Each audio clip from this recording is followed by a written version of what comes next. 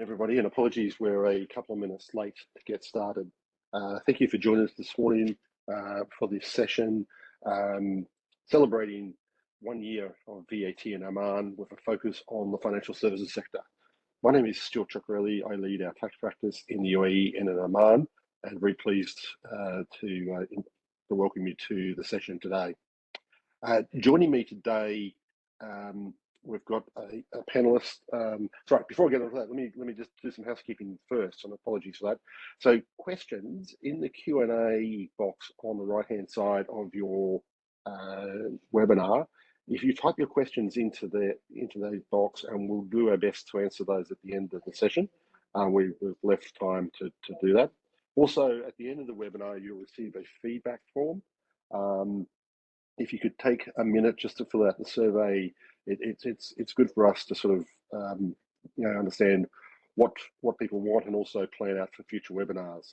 The other thing is this webinar will be recorded, and the recording will be shared with you after the webinar. This is the agenda for the day. I won't go through it in detail just in the interest of time, but what I will do is introduce the panelists to you who will take you through this agenda. So first of all, I'm joined by Abia. She is an indirect tax senior analyst based in Muscat. She's had more than 2 years experience supporting many clients in Oman on VAT and also income tax matters, and she has a great rapport with the Oman tax authorities. Joining Abia will be Manik. Manik is an indirect tax associate director based in Muscat. He has had more than 9 years of experience working across Oman and India. He has supported clients across many sectors, but more specifically in financial services sector today, with Oman VAT implementation as well as other compliance and advisory matters. And then finally, but not least, is Abba. Abba is a partner based in Muscat and leads our indirect tax practice in Oman. She is also co-head of the indirect tax practice for KPMG in the MESA region.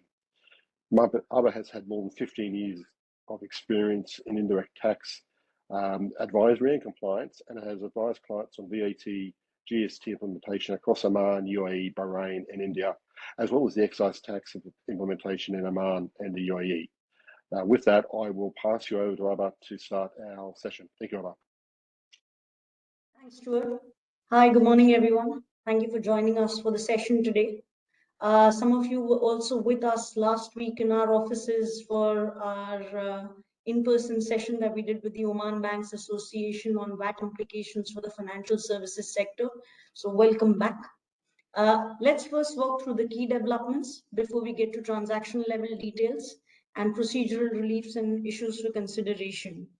In terms of the last 1 year, we've had VAT implemented on the 16th of April 2021, introduced in a phased manner, but even the last phase of implementation was completed or went live on the 1st of April 2022. So pretty much everyone that ought to be registered is registered for Oman VAT purposes. In the last 1 year, the tax authority has invested a lot of time and effort in trying to create awareness, improve compliance by disseminating information, and that's through decisions, through guides, as well as a lot of other communication, not just from the tax authority, but other stakeholders as well. If you look at decisions, there have been over 6 decisions, largely focused on registrations. That's the monetary threshold for mandatory registrations and voluntary registrations. Also the phasing of registration in 4 tranches, the last one going live on the 1st of April 2022. There have been decisions on zero rating of food items, started with close to 90 items, then went up to 400 items, and then to a little over 500. And then decisions on zero rating of medicines and medical devices. In terms of guides, there have been sector-specific guides as well as procedural guides. And today, in the subsequent part of the session, we'll be discussing the takeaways from the financial services sector guide. But it's important for taxpayers to know that while you need to look at the guide that's most relevant to your sector, there are a lot of principles which are set out in other sector guides or in other procedural guides, which you could benefit from, either in terms of improving your compliance or in terms of reporting requirements. The latest ones to have been issued are the Capital Asset Scheme Guide and the Profit Margin Scheme Guide. If we look at other communication from the tax authority, they've announced certain relaxations in terms of simplified tax invoices, where taxpayers do not have to apply for an approval from the tax authority. Just a notification will suffice. Notice on supplies to the government bodies, where the tax authority has clarified that supplies to government bodies or quasi-government bodies is treated at par with supplies to any private sector. So there is no special treatment. But obviously, for those of you who attended our oil and gas sector, we did see that there are special carve-outs for government bodies, but these are when these are supplies made by government, not supplies to government. There have been decisions which have been issued by the Ministry of Health, Ministry of Energy and Minerals, more specific to those sectors. So with that, we'll move on to the next section, and I'll ask Abir to kick off the next section with critical VAT positions. Abir, over to you. Thank you, Abha. So, as you are aware, VAT in Oman is applicable on supplies at a standard rate of 5%, unless the supply is specifically exempted, zero-rated, suspended, or out of a scope of Oman VAT. So to give you like a quick refresher, in exempt supply, the supplier can neither charge VAT from the customer nor recover any input VAT incurred on purchases used to make such a supplies. On the other hand, in zero-rated supply, the supplier can charge VAT from the customer at 0% and recover any input VAT incurred on purchases used to make such a supplies. Subject to normal input VAT recovery rules. Also, in out of a scope supply, the supplier cannot charge VAT from the customer, but depending on the nature of the transaction, it may be recover input VAT incurred on purchases used to make such supplies. Finally, in a standard rated supply, the supplier can charge VAT from the customer at 5% and recover any input VAT incurred on purchases used to make such a supplies, subject to normal input VAT recovery rules.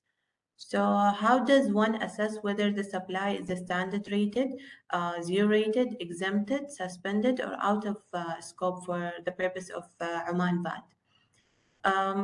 Well, that's based on Oman VAT legislation.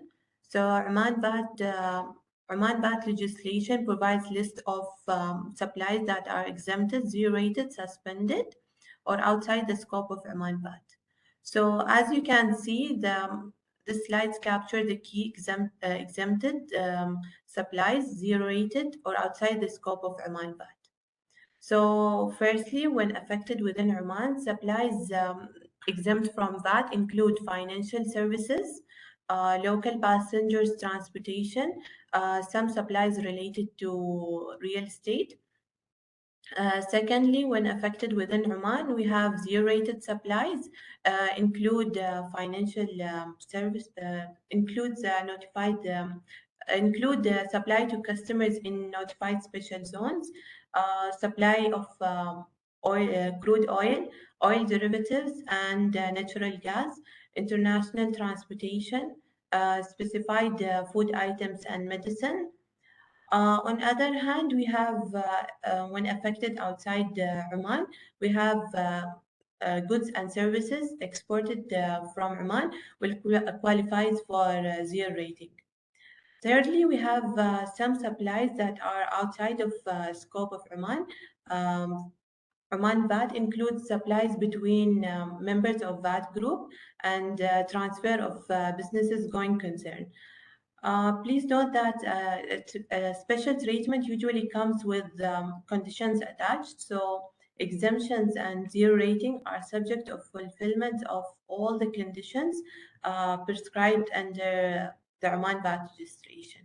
So with that, I will hand over the presentation to Abha to discuss the key VAT positions in financial service sector. Thanks, Abir. So before we start with transaction level details and transaction level treatments, just to set expectations, the idea of today's session is not for us to become technical experts in the financial services sector. When you refer to the financial services sector guide issued by the tax authority, there's a list of transactions and the corresponding tax treatment. For us to cover that in today's session, for us to cover all of that in today's session will be difficult. So the intention is to just touch upon key VAT positions, and if there are any issues for consideration, or if there are any dichotomies in the positions which have been endorsed by the tax authority as a part of the financial services sector guide. So let's first start with key VAT positions for the banking sector. And in banking sector, let's first start with conventional banking. Obviously, the scope of financial services sector is larger than banking. You will also have finance companies, you will have insurance companies, you will have money changers or money exchanges. So some of this may be applicable to all, while some of this may be applicable only to certain type of businesses. When we look at the guide, it clarifies that supplies between establishments of the same legal entity are outside the scope for VAT purposes. What does this mean? It essentially means the transactions between the head office and the branch, which are an extension of the same legal entity, are outside the scope of VAT. But the guide does carve out an exception. It clarifies that when the service originates from, let's say, an overseas HO and is consumed by an entity in Oman, it is, or from the HO in Oman to a branch in Oman, these are out of scope. But let's say the HO only acts as a contracting intermediary where the service is essentially procured from a third-party service provider, or the goods are procured from a third-party service provider. Only the contract is entered into by the HO, and the supplies or the procurements are eventually and ultimately enjoyed by the branch. In those cases, these will not be treated as out of scope. They will be treated as independent supplies. So you want to look at your transactions to assess whether it is really out of scope or whether this is a contracting intermediary that you've interposed, because of which each transaction needs to be looked at separately. Also, the guide does not clarify what happens to transactions between branches of the same legal entity, but we would assume that applying the same principle, transactions between branches of the same legal entity should also suffer the same VAT treatment. Now, when it comes to late payment fees and early termination fees, one would imagine that by nomenclature, these are punitive or compensatory in nature. And if you look at the VAT legislation, it says that any money received which is compensatory in nature should not be treated as consideration, and that should not be treated as a taxable transaction. But the guide recognizes that when we look at late payment fee or early termination fee, the form is that of a compensation, but the substance is that of a consideration, where the person receiving such fee receives it in the usual course of business. The contract usually provides for recovery of these. For banks, this is a normal income, and it is not a compensation, but it is consideration for a service. And given how wide the scope of service under the VAT legislation is, these should be standard rated. Now, when it comes to penalties which are received by Islamic banks or Islamic finance providers, and the penalty is received, and under the Sharia law, the penalty is given away to charity without the intermediary Islamic banking entity retaining any of these, the guide clarifies that the transaction will be treated as out of scope. Similarly, the guide also clarifies that when the recoveries or the money is received are in substance damages which are awarded by a court, arbitration panel, or a committee, these would be treated as out of scope. Incentive income on volumes. Now this takes different shapes. A bank or a financial service provider could either receive this depending on the volumes that are completed, or it could be an upfront fee which is received and volume related incentives that are recovered over a period of time, or it could be in the form of some discounts. The guide clarifies that all of these, since these are for an explicit fee and these are not margin based, should be standard rated. So financial service providers need to look at any arrangements they would have entered into, especially long-term ones, which is not unusual when you enter into these with banks, uh, cards, or MasterCard or Visa, where you've received certain consideration for an agreement entered into prior to 16th of April. There's an upfront element to it. There is a phased recovery that you make over years. What should be the tax treatment? What happens to supplies which are made after the 16th of April? What happens to any upfront payment that you've received, which let's say pertains for an agreement of 5 or 10 years, where part of it relates to a period after the 16th of April?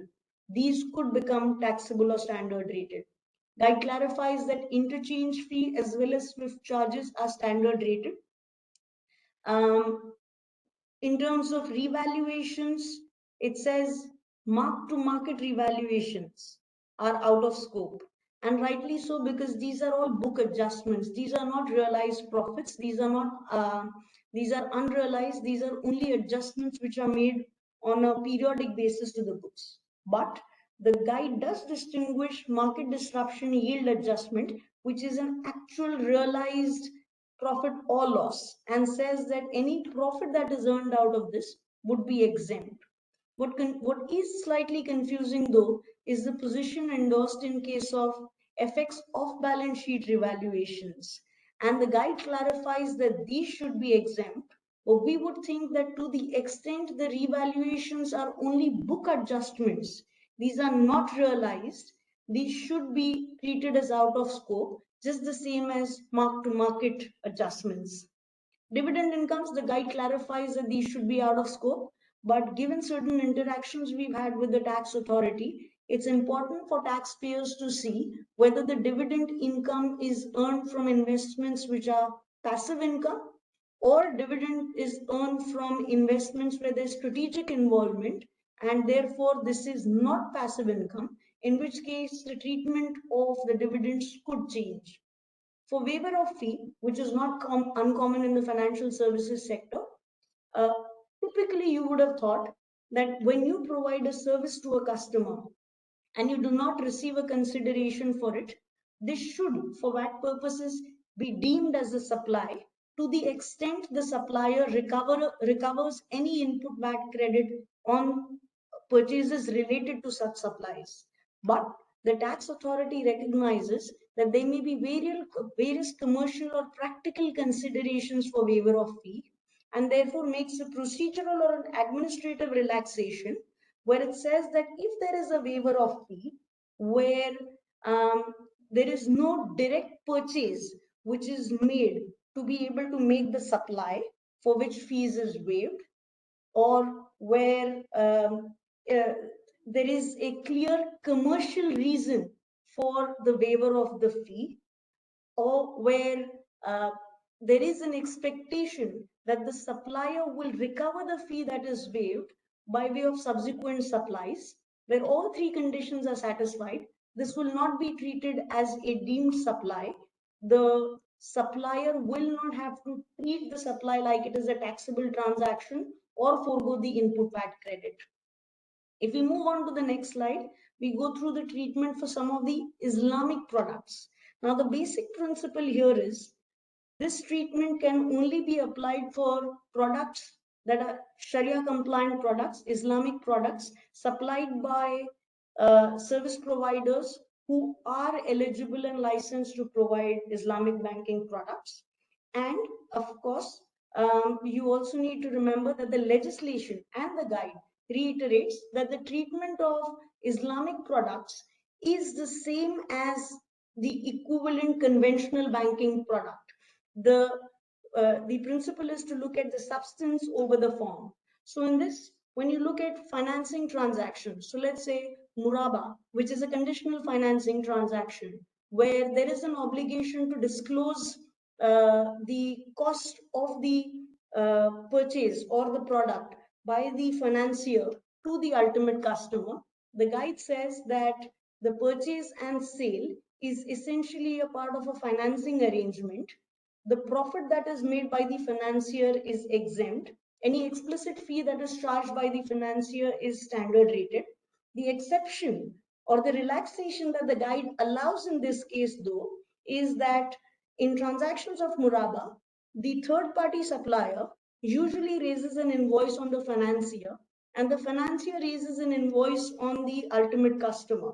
So the third party charges VAT on its invoice, which is in the name of the financier.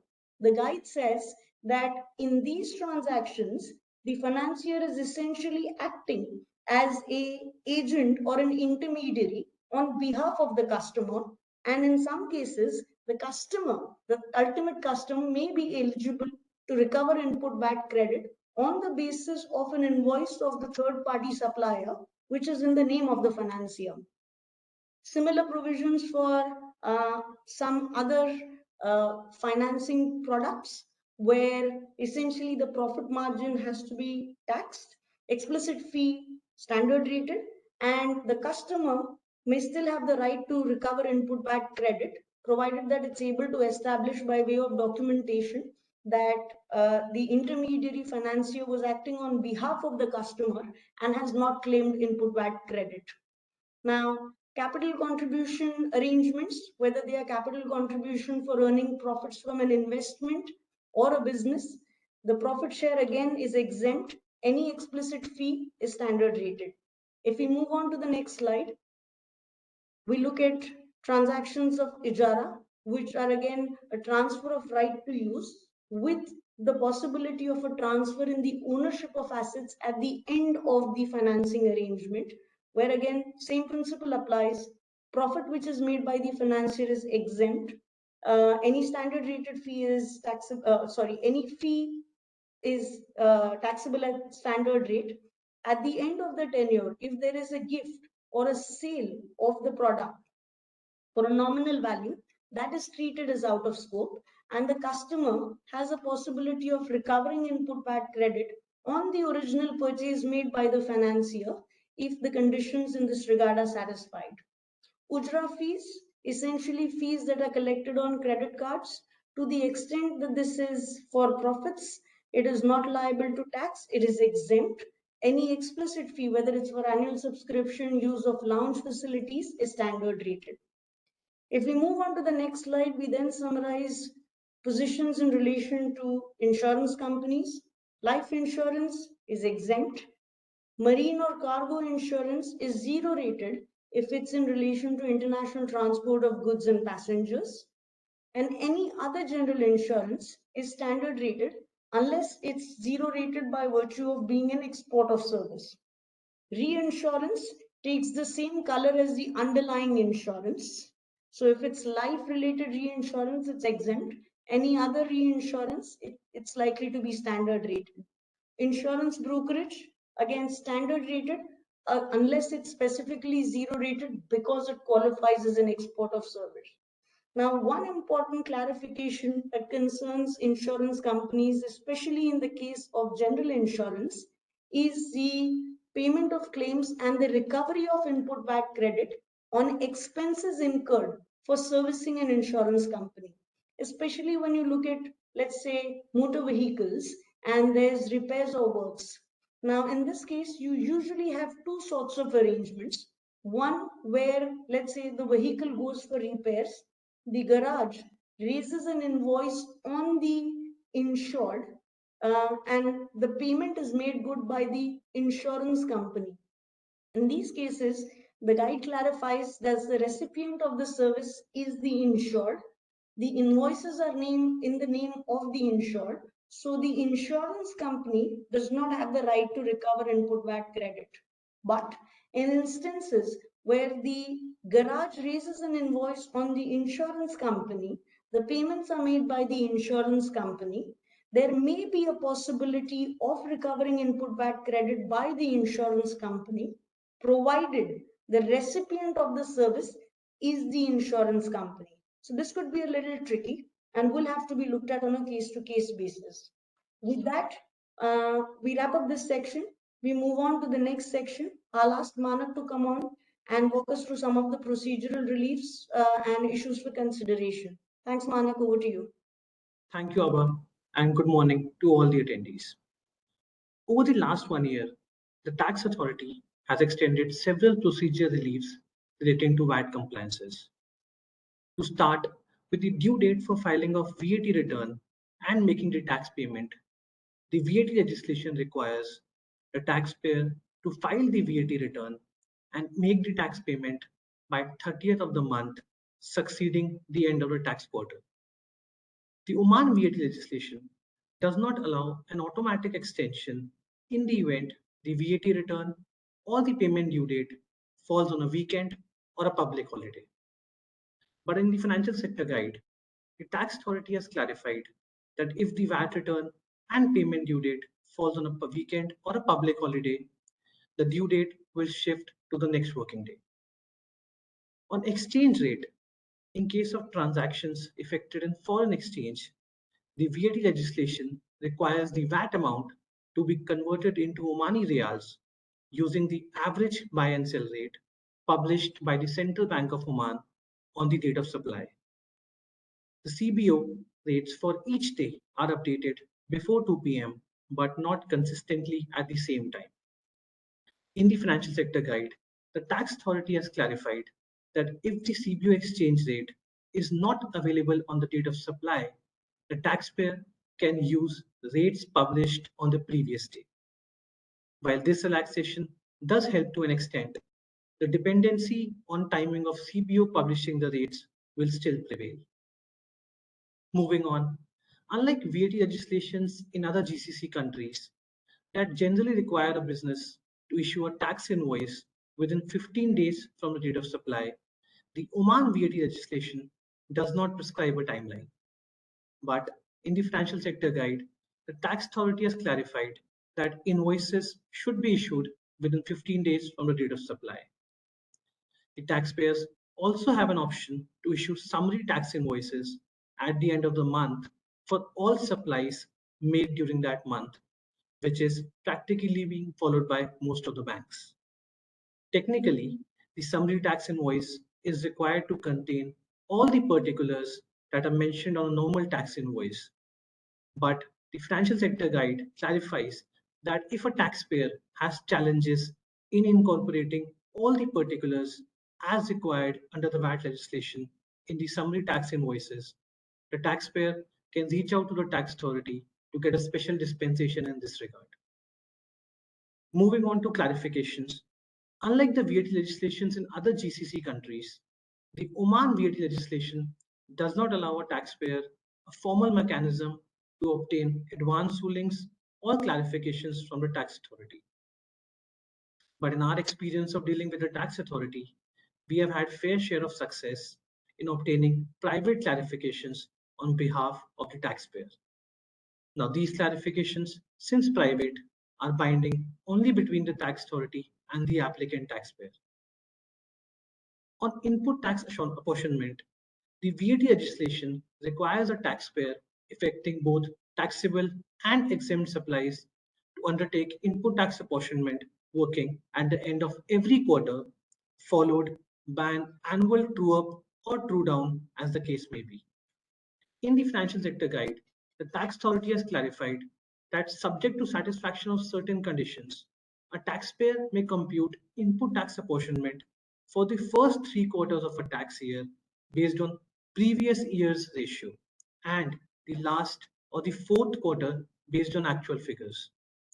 To avail this relaxation, the tax authority does not require taxpayers to obtain any approval, but it is always advisable to notify the tax authority to avoid any kind of surprises during future audits or assessments. On refunds, unlike the other GCC countries, which took slightly longer time to process the initial refund claims, the tax authority in Oman has started processing and disbursing refund claims filed by the taxpayers relatively early. In our experience, genuine claims have been credited to the taxpayer's account within 2 to 3 months of the date of filing of refund claim. Also, in terms of procedure, the taxpayer is now required to file a quarterly refund through the taxpayer checklist separately and not at the time of filing the return. On deemed supplies, if we look at a financial sector guide, And as Abba discussed in the previous slide, the tax authority has clarified that provision of deemed supply may not trigger in certain situations, such as where there is a fee waiver, provided the conditions are met, which are already discussed by Abba in the previous slide. And finally, the tax authority has been also allowing deferment of VAT payable on import of goods to the date of filing the VAT return instead of paying it upfront in cash, but on submission of a bank guarantee. This has helped many taxpayers to optimize their working capital requirements. Having said that, it is necessary for a taxpayer to monitor their bank guarantee balance with the tax authority on a regular basis. Every time a taxpayer imports goods under deferment, the VAT due is reduced from the value of bank guarantee. So in tax periods where a taxpayer has significant imports, the bank guarantee may be depleted fairly quickly. And if the bank guarantee balance with the tax authority is lower than the VAT due on the next import, there may arise custom implications, the clearance may be stalled, and there may be demurrage. The other practical consideration for the taxpayer is whether they can obtain a bank guarantee without locking up their funds to the extent of the bank guarantee upfront. Otherwise, there may be little commercial merit in opting for deferment. With this, I'd like to move on to the next slide and share our experience of compliances in this past 1 year. On returns, unlike other GCC countries, in Oman, among other things, a taxpayer is also required to report details of purchases and sales of capital goods and procurements which are outside the scope of VAT. In our experience, these details are not properly tagged in the IT systems and as a consequence, not necessarily captured or captured incorrectly by the taxpayers. To avoid penalties for incorrect reporting, it is critical that the taxpayer find ways of capturing and reporting these details in the VAT returns.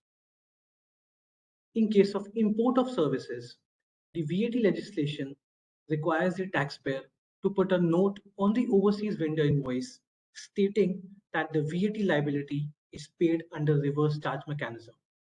In our experience, it is not uncommon for the taxpayers to miss this requirement, which technically is a non-compliance.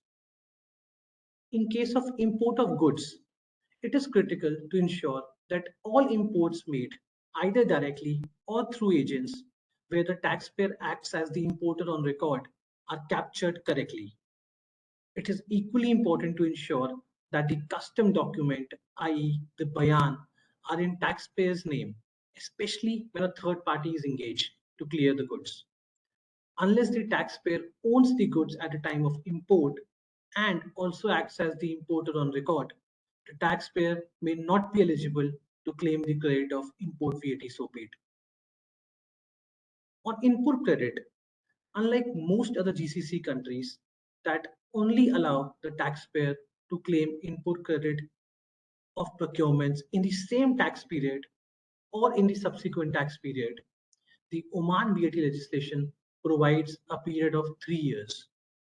Therefore, it is advisable to claim input credit only where valid supporting documents are in place and there's no doubt in the eligibility of credit. Any excess claim of credit could result into short payment of VAT and as a consequence, additional tax and administrative penalties. In case of certain nominal value supplies, the VAT legislation allows taxpayers to obtain and issue a simplified tax invoice. The VAT legislation does not specifically deny input credit of VAT claimed on these simplified tax invoices. This is consistent with the legislation and the practice in other GCC countries. But in a few stray cases, we have seen the tax authority deny input credit claim based on the simplified tax invoices as well. On foreign exchange, as we discussed in the previous slide, the exchange rate should be the average buy and sell rate published by the Central Bank of Oman on the date of supply. Unlike UAE, Oman does not allow taxpayers to rely on other sources like Thomson Reuters or Bloomberg. Lastly, on employer-employee transactions, the taxpayers need to evaluate the VAT implications considering they are treated as related persons for VAT purposes. Having discussed refund already in the previous slide, I'll move to certain other VAT compliance related aspects. On other VAT compliance related aspects, where a supplier claims zero rating on certain supplies, like supplies in the oil and gas sector or supplies to special zones, which may be more relevant for the financial sector, the guides issued by the tax authority requires the supplier to retain confirmations stroke declarations on the conditions for zero rating from the customers. It is indispensable for the suppliers to have these confirmations and declarations on record, and on the other hand, also on the recipients issuing these confirmations to examine whether the conditions for zero rating are genuinely satisfied. Adding appropriate indemnities in these declarations will only help in recourse in case of any future dispute on tax positions adopted. On responsible person, the tax authority is now allowing non-resident taxpayers who do not have a local representative in Oman to appoint non-residents as responsible persons for VAT purposes, but upon furnishing of a bank guarantee. Considering these complexities and peculiarities around compliances in Oman, it is essential for the taxpayers to have an effective and efficient compliance process. To help clients achieve this, we at KPMG follow a technologically enabled approach to assist client in building a robust and effective VAT compliance. As we move to the next slide, you would see a snapshot of the KPMG client solutions, which is designed to support all sector clients. As part of this solution, we have a tech-enabled process to cater to clients, whether their data is available in a structured form coming from sophisticated ERPs like SAP or Oracle, or in unstructured form. The data, once shared with KPMG, is converted into a machine-readable form, and then it goes through the proprietary compliance solution, where about 80 plus validation checks related to data sanity, consistency, and accuracy are undertaken. After undertaking manual adjustments on account of validation errors identified, the VAT returns are auto-generated from the KPMG solution, along with other useful reports and MIS dashboards such as reconciliations and trend analysis. With this, we aim to automate the compliance process with minimal human intervention. Moving on to the next slide to talk about certain issues for consideration. While the guides have provided clarification on various matters, there are still certain issues which require due consideration. VAT registration for non-resident suppliers.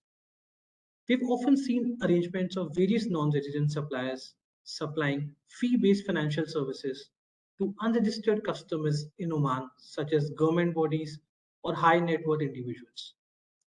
It is imperative in such arrangements for the non-residents to assess their VAT registration requirement in Oman. The financial sector guide clarifies that merely providing financial services to an unregistered customer will not itself create an obligation on the non-resident supplier to register for VAT in Oman, but it will also depend upon the nature of supplies made and the presence of the non-resident taxpayer in Oman.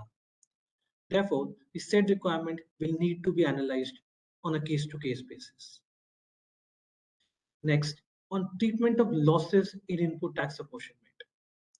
The financial sector guide provides that the value of exempt supplies to be used for input tax apportionment calculation should include only the profit margin realized for financial services.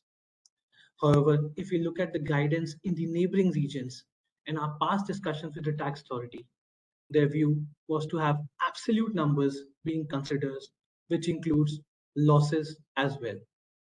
If we look at this example on the screen, we have taken a sample example where we have calculated the value of exempt supplies, which are based on profit margins, which are based if we do a net off, and if we take the value of exempt supplies on absolute numbers.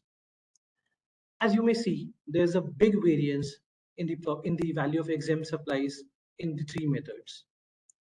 Considering the variance in question and the peculiarity on the issue, it is important to take suitable clarifications and confirmations from the tax authority in this regard to safeguard for future audits and assessments. Coming back to the slide.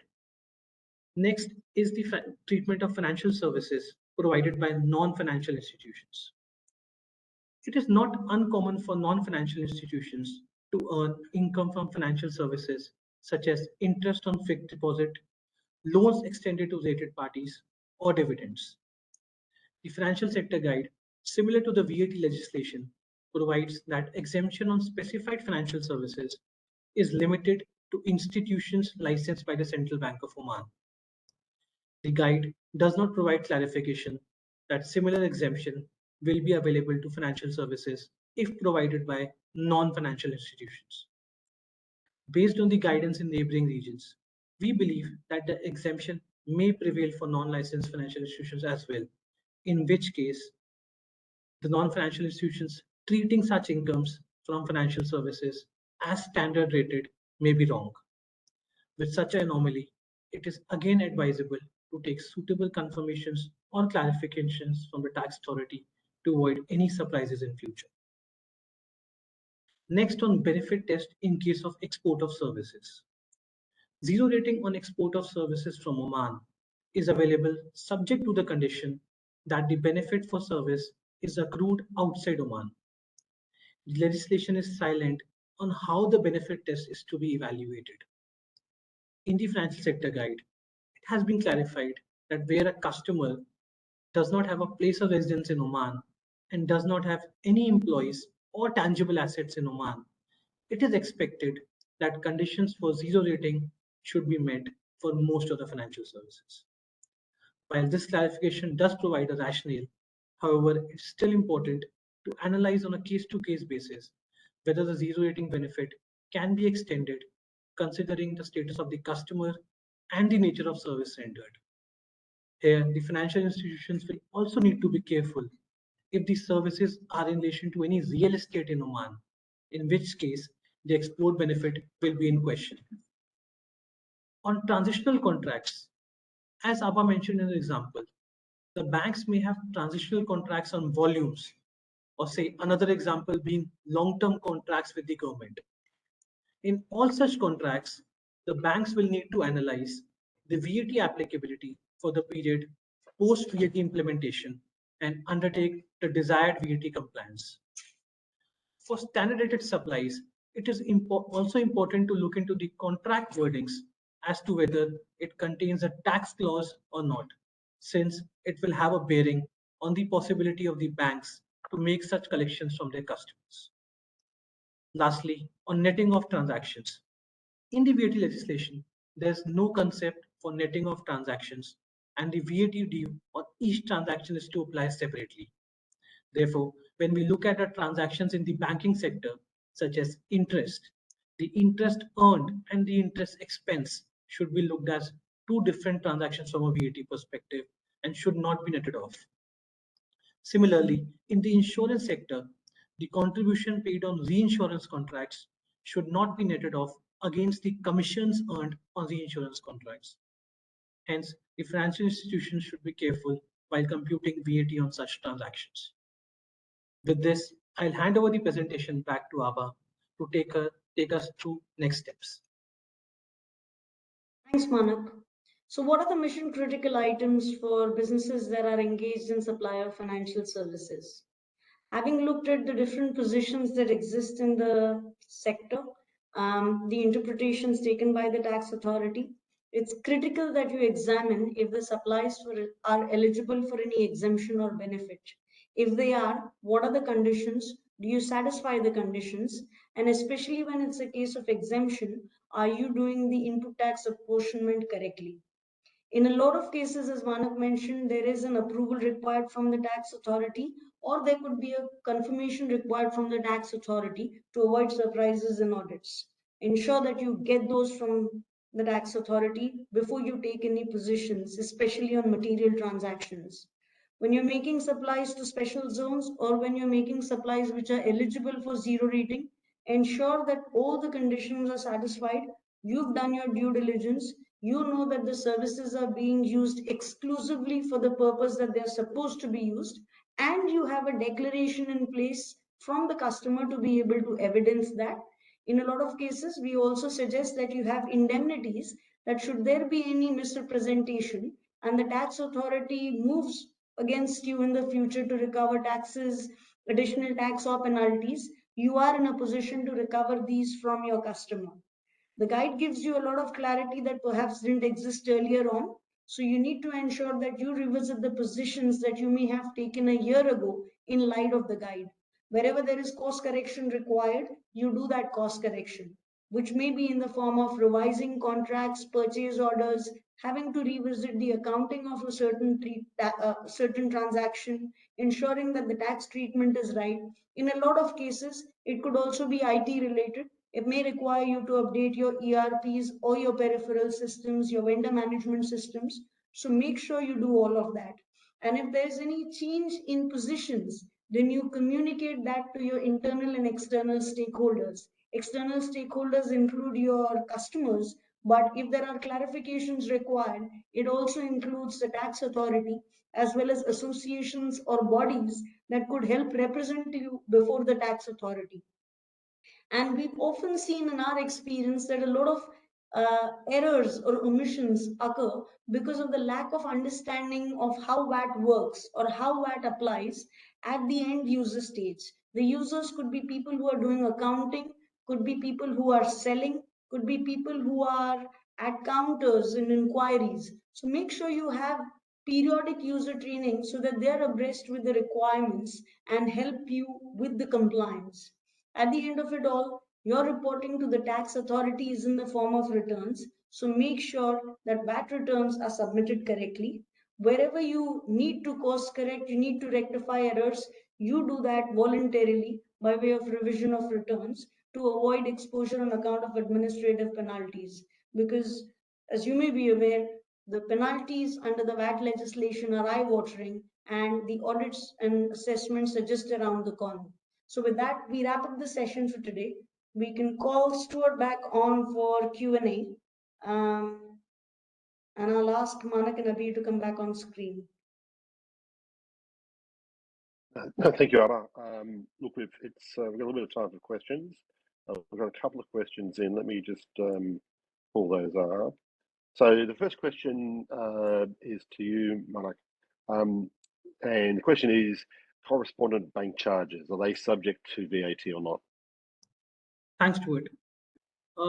Usually the corresponding bank charges would be liable to VAT. And as I mentioned in my previous slides, that these should not be netted off. Also, we would need to take into consideration whether both the banks are based in Oman. But in case one of the bank is based outside Oman, then we may also analyze the possibility of a zero rating for export of services. So we would need to analyze whether both the banks are situated in Oman and what are the terms and conditions of charging these charges. But on a usual way, this would be liable to VAT at the standard rate. And just to add to what Manak said, Stuart, we've seen that corresponding bank charges are usually picked up as an issue by tax authorities in other jurisdictions and are, at least in the case of an auditor assessment, a starting point for a lot of penalties for banks and financial institutions. So it's important to look at what role the Oman Bank plays, whether they recover money on behalf of the overseas entity as a disbursement or whether that's an income for themselves, and what the tax treatment ought to be. Okay. One here for you, Abir, is do we have to raise invoices for exempt services? Well, the legislation and financial sector guide in Oman requires all the taxpayer to issue tax invoice for every supply.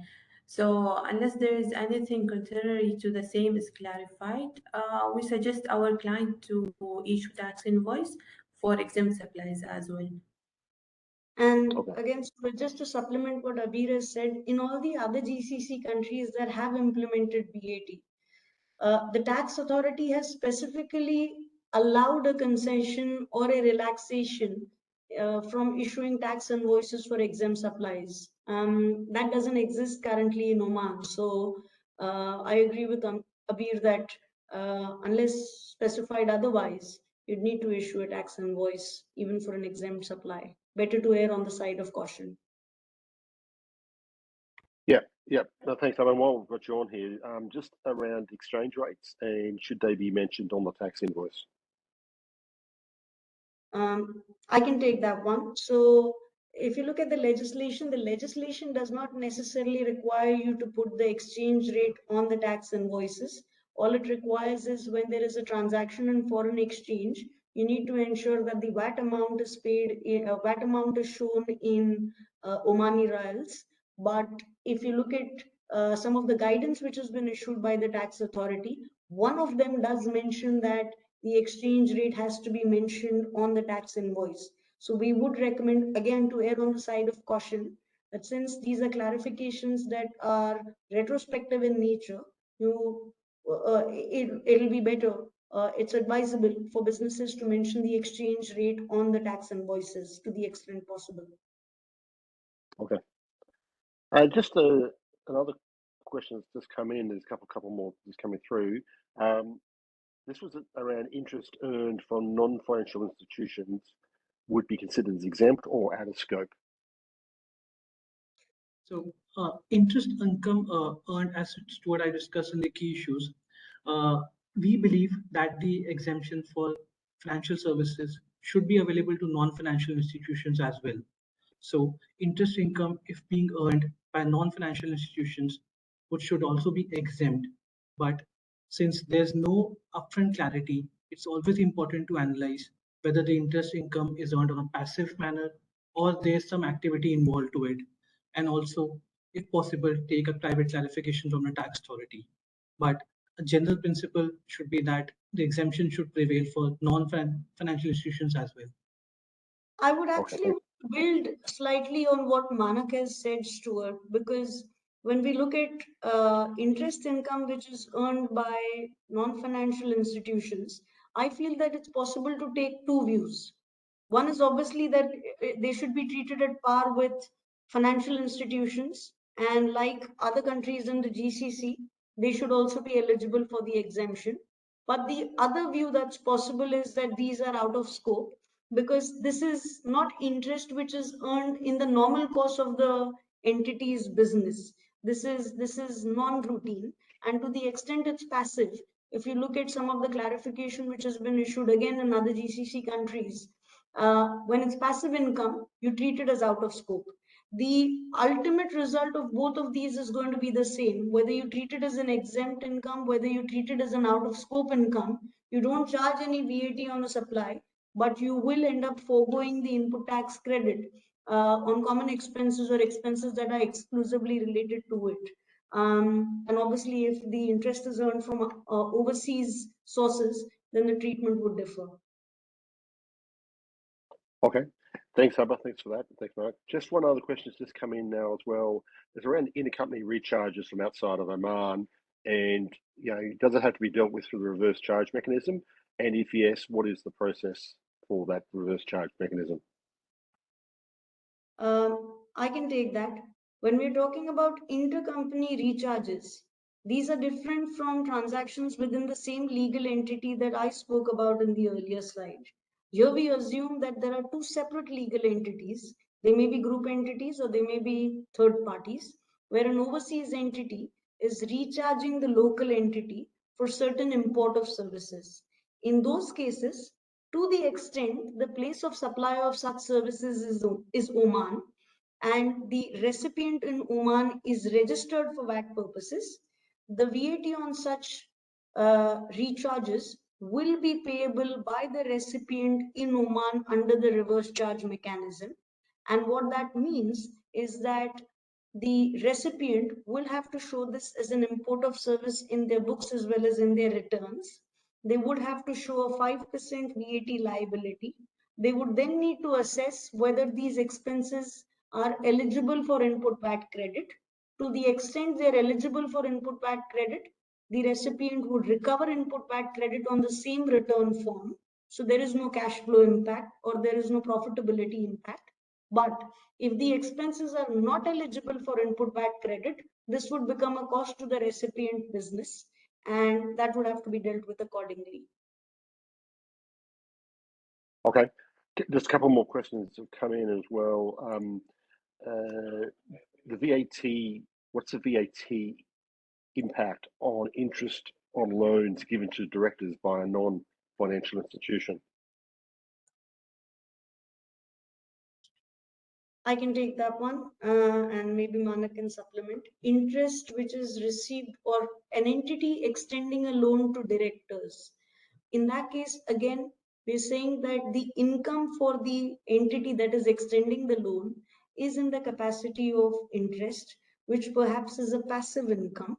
It's a non-financial institution, so there could be two outcomes. You either treat this as exempt, which means that the treatment is at par with at par with financial institutions. So you do not charge a VAT on it, but you also don't recover any input tax on purchases directly or indirectly related to making such loans. The alternate is that it's treated as out of scope supply because it's a passive income. The outcome remains the same. No VAT on the interest that is recovered, and any VAT that is incurred on purchases directly or indirectly related to it are also foregone. Now, people may argue that these should be subject to a standard rate of VAT at 5%, but globally and in the region, interest, for the peculiarity of how it's calculated, because it's the net present value of money, is usually not offered to VAT at the standard rate. So for someone to take that position, we would be a little conscious. We would advise that you run it by the tax authority if you want to treat interest as standard rated. Okay, thank you, Abba. And thanks everybody. Look, we've come to the hour, and so we'll close the session there. I think we got through all the queries. If we've missed any, please contact us separately, and we'll make sure that the panelists answer those for you. When you close the application, as I said, there will be a feedback form. If you could just take a minute and complete that, that would be useful. With that, though, enjoy the rest of your day, and thank you for your attendance. Thanks, everyone. Have a great day. Thank you.